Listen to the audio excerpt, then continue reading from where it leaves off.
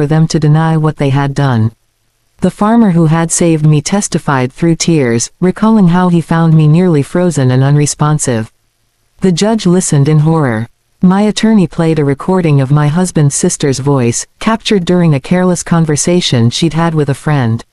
"We just wanted her gone," she had said, laughing. "We didn't think anyone would find her in that storm." The courtroom erupted. The judge banged his gavel for silence, but the damage was already done. Their cruelty was laid bare before everyone. When the ruling came, it was swift and severe. My husband and his family were charged with attempted murder and conspiracy. As the bailiffs moved to take them away, my husband finally looked up at me, tears streaming down his face. "You were supposed to forgive me," he whispered. I met his gaze without blinking. "You were supposed to love me," I said softly. Then I turned away, my heart steady and cold. There was no satisfaction in seeing them fall, only justice.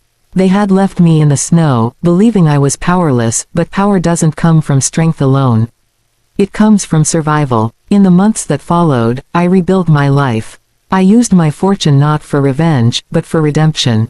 I funded rehabilitation centers for women who had been abandoned after accidents, shelters for those cast aside by their families.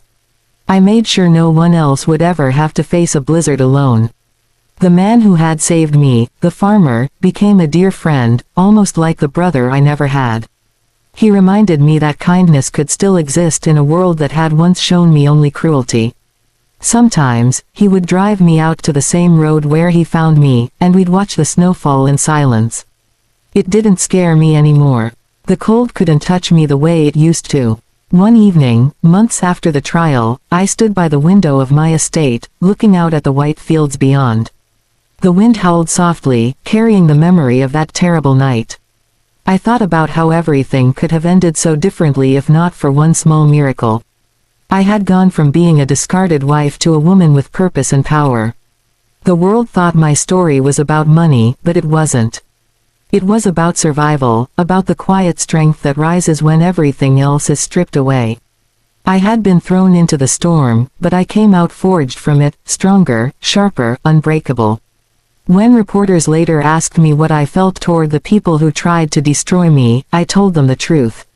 I felt nothing, because indifference, I learned, was the truest revenge. They had wanted to see me broken. Instead, I had built an empire from the ashes of their betrayal. And as the snow continued to fall, blanketing the world in silence, I realized something profound. They hadn't thrown me into a blizzard to die. They had thrown me into it to be reborn.